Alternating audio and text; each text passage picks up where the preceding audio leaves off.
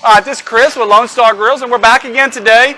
As I promised in a previous video, today's cook and demonstration is going to be a long, low and slow cook with our charcoal basket accessory, an unattended long cook, so that we don't have to keep adding fuel. That's the purpose of the charcoal basket.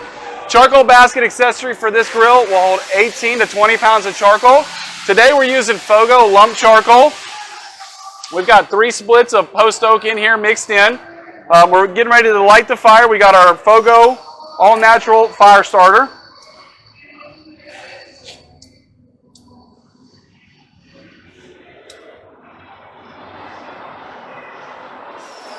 So we're going to let that go.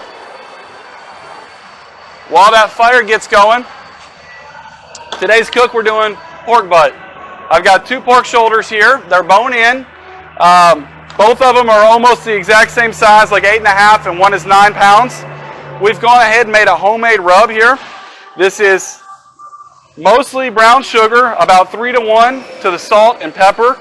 So 3 parts brown sugar, 1 part salt, 1 part pepper. Got some garlic powder and then some paprika in there. So really, really simple rub. We're going to go ahead, once we pull this and it's all done, we'll add a different rub to it to give it a little bit of kick at the end.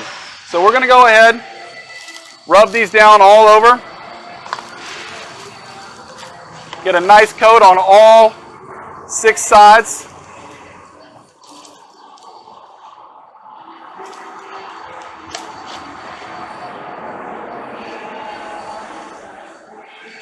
Now what I'm going to do on this, we're going to cook this at 225 today. We're going to plan on cooking this about an hour and a half to an hour and 45 minutes per pound at that temperature. I like to cook this a little bit longer than what I would cook a brisket. Briskets I would typically cook about 1 hour per pound at 225. I think the pork shoulder takes just a little bit more. We can also use a meat probe if you want. We may put one in a little later on during the cook, just to kind of track where it goes. But I don't really find it necessary to cook with a meat probe on pulled pork. You'll know when the pulled pork's done, you'll see that bone exposed, and that bone will just slide right out. So those are ready to go. They're going to go on the pit just like that once we get our pit up to temp. We're going to go ahead and set this to the side. We're going to wait till this comes up to temp. You see our fire starting to get going there. We'll come back and check on a little bit once we get it up to temp and we get ready to put these on. All right, so it's been about an hour or so since we got our fire started. We're up to temp here. We're at about 225. You can see we got it choked way down here. We're exhausting out on this side today. We're going to be cooking above the fire on the top grate.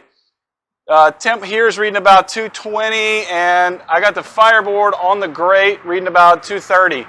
So we're going to let that, I overshot a little bit. It's coming down just a little bit. But we're shooting for 225. This is going to be about a 14-hour cook, 14 to 15 hours when it's all said and done. So we're going to go ahead, get these on, and get this going.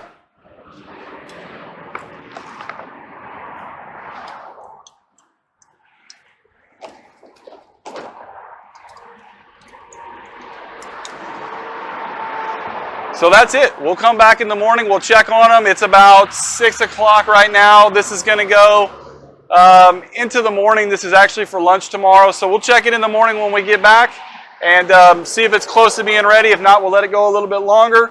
We'll take them off then and we'll let them rest for a while and get everything else ready to go. So we're back. It's the next morning. We've gone about 13 and a half, 14 hours now. Cooked a little bit faster. Temp ran a little bit closer to 250 for the entire cook. I actually, admittedly, I left and should have dialed it down just a hair more, but it basically stuck at 250 the entire time. So we're going on probably 15, 16 hours of burn, including the time that I used to get it up to temperature. And there's still really a decent amount of fuel left. So that just goes to show you how we can really set this up as a set it and forget it and get that versatility out of this. We've done the other videos where we've done indirect cooking. We've grilled direct, reverse seared, used it as a stick burner, and now as a set it and forget it style pit. Just the complete versatility that this package offers you. I don't know if there's a Swiss Army knife type pit out there that does a little bit of everything and does it well, but this has got to be as close as it gets. just the ability to grill, adjust the grates up and down, reverse sear, just everything you can do on this just really makes it just an all-around great unit. So we're going to get these off. We're sitting right at about 202 internal temp.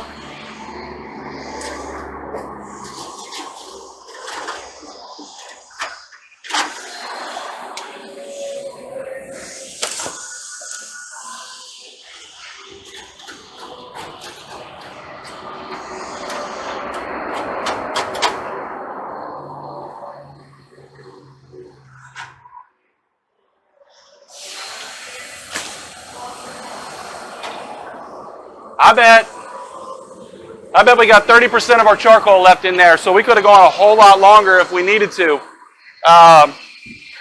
Just really goes again to show you how versatile that's going to be. So these guys here, they still have to rest. But just to show you, talk about the clean bone pull right out the middle. That's done absolutely perfectly, but these still need to rest a couple hours. So we're just going to cover that up.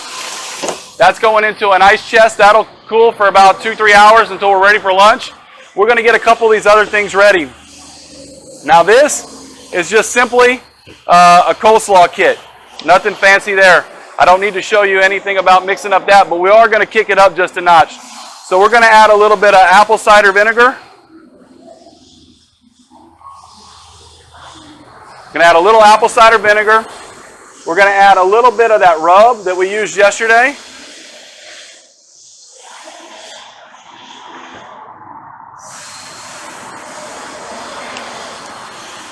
We're going to mix that up. Now that'll set back in the fridge for the next 2-3 hours. And then we're going to make our sauce. So the base for our sauce is going to be more of that rub, which is mostly brown sugar.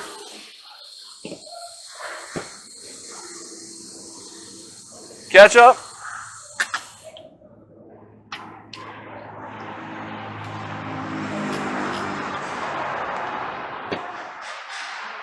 A little bit of yellow mustard.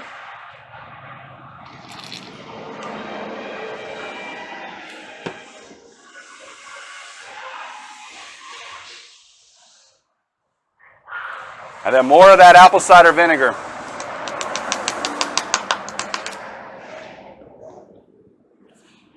Now this is going to be really, really tangy. If you don't like it as tangy, then don't put as much mustard and don't put as much vinegar. And I'll be the first to admit, if I was at home and I had my fully stocked pantry, we'd add a few other things. We definitely add some celery seed. Love celery seed in the sauce. Maybe some onion powder. Maybe a little dried cilantro or oregano, thyme. But here at work, we just don't have the full stock pantry. So we're going to make this super simple.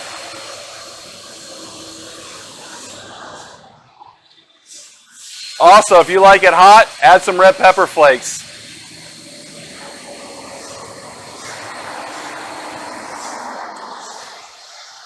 That is almost perfect. So we got our slaw, sauce.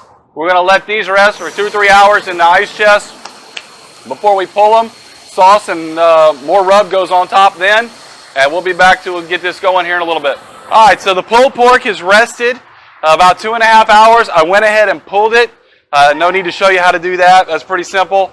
I got everything ready here. So what we're going to go ahead and do is finish this off. So I'm going to take some of this rub here. This is a different kind than we used before. That will give us a little different profile. This happens to be Rio's rib rub. So we're going to hit it with some seasoning. That barbecue sauce we made this morning, we're going to drizzle that on.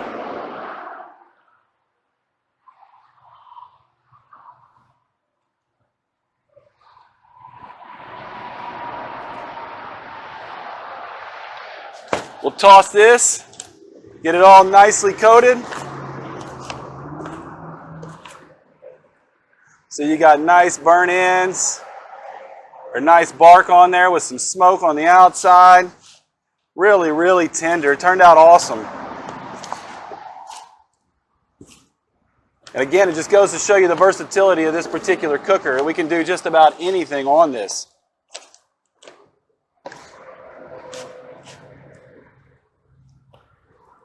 All right, so we got that nice and coated.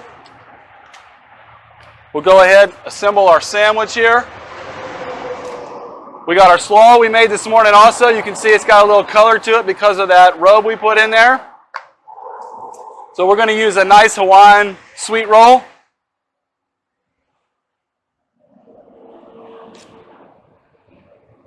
Get a nice Texas size helping of that pulled pork on there.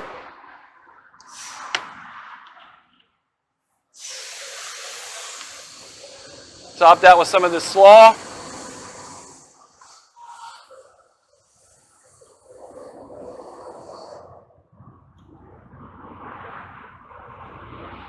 Couple of spicy pickles.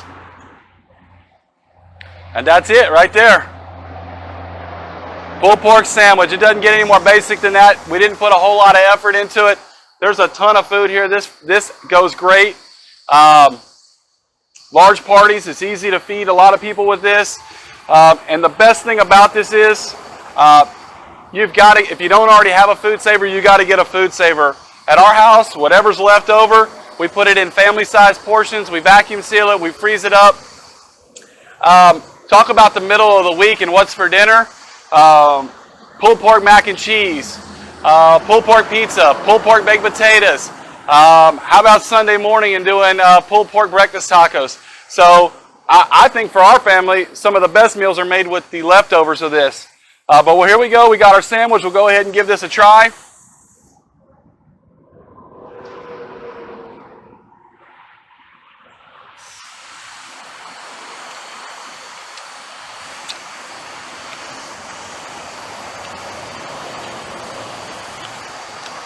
Awesome. Got the smoky. You got a little smoke from that post oak. All those flavors there combined. You got the barbecue sauce with a little tang to it. Our tangy coleslaw, hot pickles, and then finish it off with that sweet Hawaiian bun. Awesome lunch. I know the rest of the guys here are going to enjoy this as well. Thanks for checking us out. Again, more information on our products, check us out at LoneStarGrills.com or give us a call, 936-344-6151.